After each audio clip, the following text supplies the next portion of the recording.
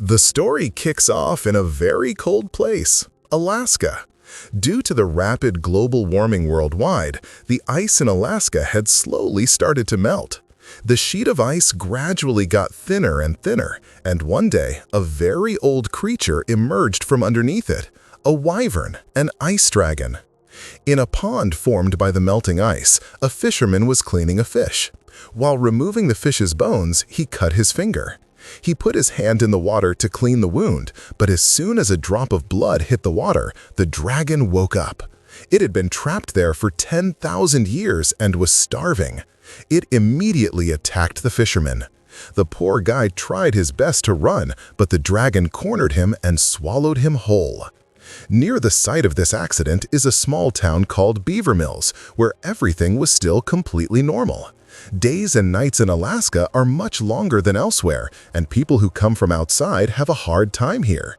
One of them is Jake, who used to drive a truck but started working as a carpenter after his brother died in an accident. Jake was currently doing some repair work in a small diner.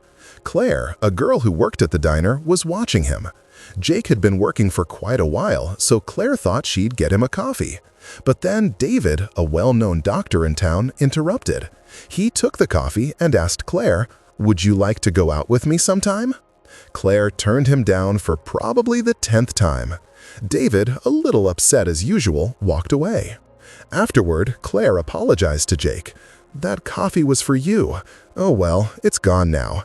If you want to grab something to eat, come on over." Jake was hungry too, so he agreed. Inside the diner, he met an old woman named Edna. She always ordered breakfast for 2 people, for herself and her husband. She is, in fact, the wife of the fisherman the dragon had just killed.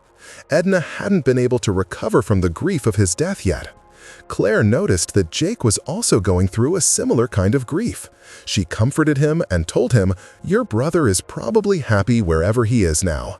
Jake wasn't ready to talk about his brother. He drank his coffee and went home. On the other side of town, a retired colonel was feeding his dog when a huge deer's head fell from the sky into his garden. This quickly made the news. Since only one radio station was operating in the area, its reporter spread the news. Everyone thought some prankster kids must have done it, but it was actually a sign of the danger to come. Jake didn't pay much attention to the news and went back to his van. A little while later, Dr. David showed up at his place. He looked at Jake's hand and said he'd treat his injury. The treatment was just an excuse, though. David only wanted to find out if Jake liked Claire. Jake said no and told him that as soon as he got the insurance money from his brother's accident, he would leave this place. "I didn't come here to settle down forever." The doctor was happy and said, "No need to pay. You're our guest. Let me know if you have any other issues." On the way back, David pulled his car over near the woods to go to the bathroom. Suddenly, he heard a loud noise from above. When he looked up, it was the ice dragon right there. The dragon moved closer to the car and suddenly attacked the doctor. David ran into the woods and hid for a while. When he thought the dragon was gone, he went back to his car. But just as he was about to start the engine, the dragon reappeared and killed David. The next day, a local man named Haas went hunting in the woods. He saw strange tracks on the ground and also the droppings of a very large animal.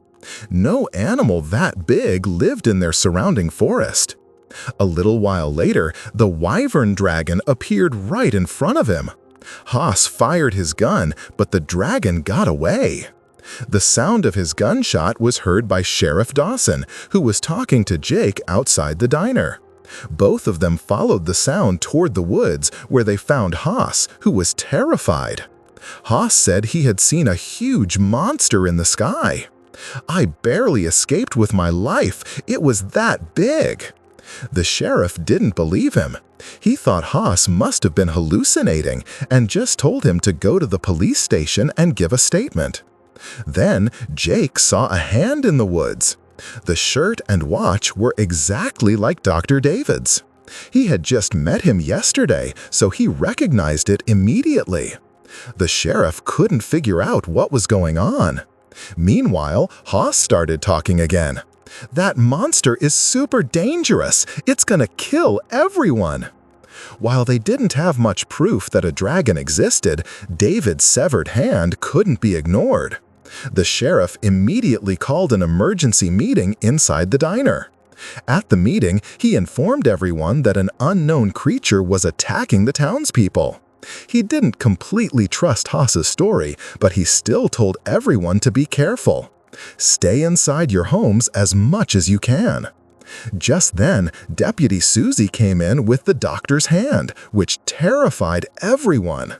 The sheriff said sternly, "No one is to go into the woods alone. Look out for yourselves and your pets." The town's special festival, which they celebrated every year, was coming up soon. So people started asking the sheriff what they should do about it. At this point, Jake spoke up. "Are you guys nuts? There's a man's hand lying out there. What's the big deal? Just celebrate the festival in a few days." But the sheriff said, "An outsider can't understand our ways. The festival is happening." He did this to prevent a panic from spreading in the town. After the meeting, the sheriff got a call. A man named Thomas called, saying his farm was under attack. The sheriff immediately headed toward the man's farm. Meanwhile, Colonel Travis was trying to figure out who threw that elk's head into his garden. That's when he saw a huge dragon flying in the sky. He immediately got into his jeep to inform the police, but the dragon suddenly appeared in the middle of the road.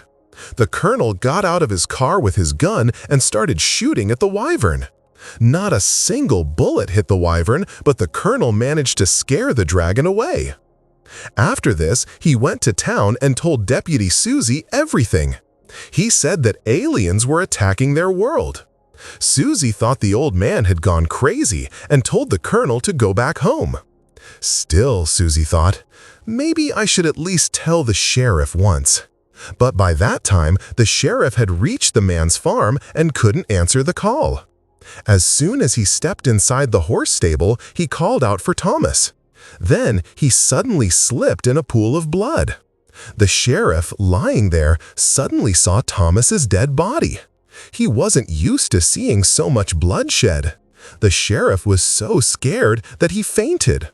At the same time, the colonel rushed to Hampton, who worked at the radio station. He told Hampton to quickly make an emergency announcement about the monster. But Hampton refused because she couldn't make such announcements without government permission. The colonel was furious about this, but there was nothing he could do. Afterward, he went to his friend Farley, who was currently preparing food for the festival. But he too didn't believe the colonel's story. However, everyone soon believed him when the wyvern itself flew into town, landing right in front of the radio station. Seeing the dragon, Hampton immediately tried to send a message for help over the radio. But the dragon quickly tore down the electrical pole, shutting down the entire radio system. Over at Thomas's farm, the sheriff regained consciousness and used his radio to tell Susie to send everyone home.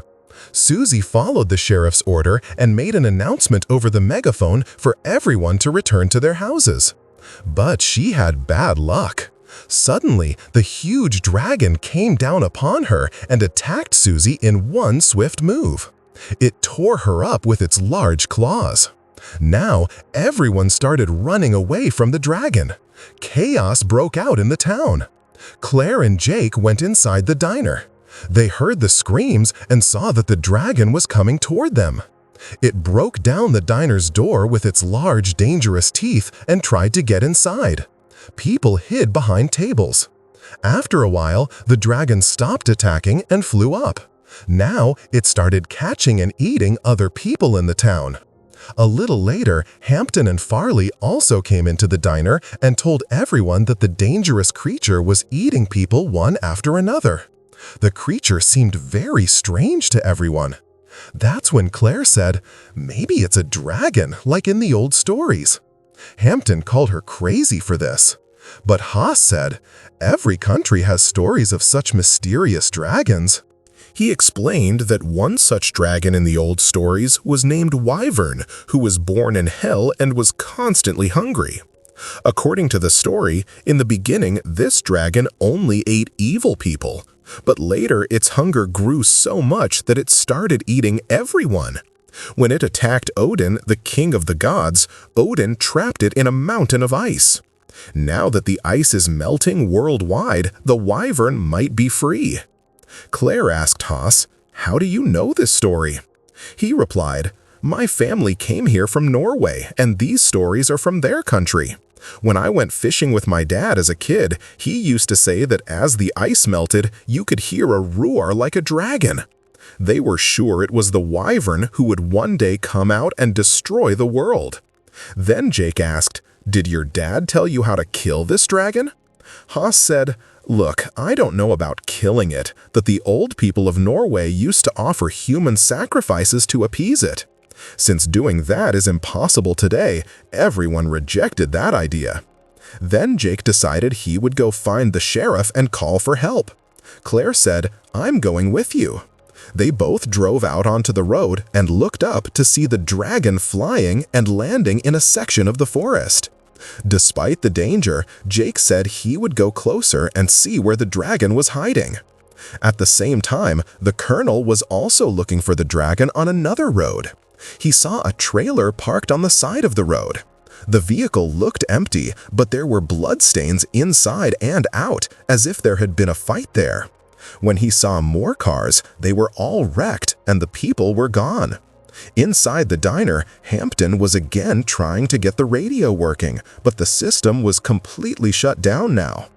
A little later, the sheriff came back to town, but there was destruction everywhere, and a large pool of blood was near Susie's megaphone.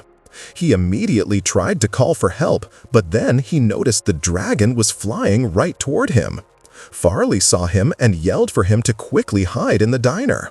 But just as the sheriff was about to go inside, the dragon attacked him and carried him away. By then, Jake had reached the part of the forest where he had seen the dragon land. He gave Claire a pistol and told her to wait in the car. "I'll check it out." When he went forward, he saw a huge dragon's nest, which it had made by tearing up things from the surroundings. Meanwhile, Claire was waiting for Jake in the car. Suddenly, she saw the dragon coming toward her. She tried to hide, but the dragon broke the car door and started eating her. Claire showed courage and fired her pistol at it. Jake heard the gunshot and ran back, but when he got there, the car was empty and the dragon was gone. The good news was that he spotted Claire in the middle of the woods. She had barely escaped the dragon. A few seconds later, the colonel showed up. He had also come because of the gunshot. He told them that cars were scattered all over the road. He believed the dragon wanted people not to leave so that it wouldn't run out of food. The only way to stop the dragon now was to kill it, but the colonel also knew he couldn't do it alone. The three of them immediately went back to town. Jake used a communicator to talk to Hampton and told her to call for help from the sheriff. But then Hampton informed him that the dragon had killed the sheriff. Jake started thinking about a second plan. A little later, the three of them reached the diner and told everyone the location of the dragon's nest. But they didn't have many weapons either. They would have to talk to someone for help, but the phone wasn't working. Then Hampton remembered.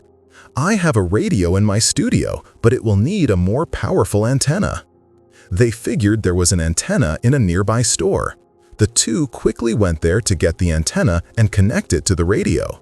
On the way, they saw the sheriff's car and took the weapons and bullets from inside to give to the colonel so he could distribute them among the remaining people. Then the two of them went to the store. Jake climbed onto the roof and removed the 4 screws of the antenna. As he was unscrewing the bolts one by one, the dragon showed up again. Only 1 screw was left, so Hampton took out her pistol and shot at the dragon to help Jake, which gave him more time to remove the antenna. Both of them quickly returned to the diner. They had barely escaped the dragon. As soon as they entered the diner, Hampton attached the antenna and connected it to the radio. Jake set the radio's frequency and talked to the security agency there. But the signal was too weak to travel that far, and the agent just kept asking, "What's happening? What's going on?" Jake thought people wouldn't believe the truth about the dragon anyway, so he pretended to be the sheriff and said there had been a huge gas explosion here and they couldn't communicate with many people. "We desperately need help, send it quickly." Just then, the signal was lost again and the conversation couldn't be completed. Now they were on their own, so Jake decided they had to fight the dragon. They all needed to gather weapons as soon as possible. Everyone agreed to the plan and prepared their weapons. Farley and Haas went to get some fuel. Just then, the dragon landed on a house. Farley panicked and the dragon struck him with its tail, causing him a very serious injury. Jake immediately moved out of the diner to save him. Everyone else continued to attack the dragon. Meanwhile, in the dragon's nest, we see Dr. David. He was actually alive. The dragon hadn't killed him. He took off his tie and quickly tied it around his hand to minimize the bleeding. When he stood up, he saw the dragon's eggs. But before he could do anything, the dragon came back. It grabbed him with its teeth and took him into town. After the dragon left, Claire and Jake drank coffee and rested for a bit. They were talking when Haas suddenly said, "The Wyvern is back." Everyone looked outside, and the dragon had dropped David on the ground, as if it wanted them to come out and get him. Jake knew the dragon was doing this to trap them, but he still couldn't leave David to die like that. He went to save him. When the dragon attacked him, Jake fired his pistol. Haas and the colonel also fired several shots, but the dragon was moving fast. Despite being injured, Farley ran out and distracted the dragon, and the plan worked. Jake safely got David to the cafe, but the dragon then grabbed Farley and took him to its nest. Everyone was saddened to lose another friend. A little later, a message came over the radio from the authorities. A rescue helicopter had been sent. But as soon as the helicopter came close to the town, the dragon came back, attacked the helicopter, killed the pilot, and wrecked the chopper. Once again, the townspeople were alone. Claire called her friends because David was very badly injured. Taking his last breaths, David said something important. There are 3 eggs inside that nest. His condition was getting much worse. Jake told everyone, "We're going into the woods and we'll destroy the dragon and its eggs. Otherwise, once its babies are born, it'll be impossible to stop them." Jake told Edna to stay put, and everyone else headed for the woods. After a long journey, they reached the forest and found a power generator that could create a dangerous electric current. Maybe this would be enough to kill the dragon and the eggs. Hampton rigged something to reconnect the generator. Everyone was ready, and Jake was about to pull the crank when the dragon landed again and struck them with its razor-sharp tail. Jake, the colonel, and Claire shot heavily at the dragon, and Hampton tried to activate the generator. But the trap failed, and the dragon got away. Everyone then saw Haas's dead body, and the colonel lost it seeing his friend. He started shooting wildly at the eggs. Jake stopped him and said, "The eggs can still work as bait to draw the dragon back here." They then moved further down the road and saw more cars. A large cargo truck was also stopped there. Jake had an idea. The truck could be used to trap the dragon. He decided he would do this alone so that everyone else would be safe, especially Claire, because he had started developing feelings for her. Jake loaded the eggs onto the truck and started driving at full speed. He kept honking the horn along the way to attract the dragon's attention. A few miles later, the dragon fell for the trap and started attacking the truck. Jake slammed on the brakes. The fast-approaching dragon crashed into the back of the truck. Then Jake started driving the truck again. The dragon was hurt, but not badly. It came after him again, and this time sat right on the windshield. Jake didn't give up, and they came up to a large cliff. Driving the truck at full speed, Jake jumped out of the truck at the last second, and the truck plunged down the cliff. There was a massive explosion when the truck hit the bottom with the dragon and the eggs, destroying both. In this way, the dangerous ice dragon named Wyvern was defeated. In the middle of town, all the survivors, especially Claire, were waiting for Jake to return. A little while later, when Jake came back, he told everyone the danger was over, and he decided to stay in town a little longer with Claire.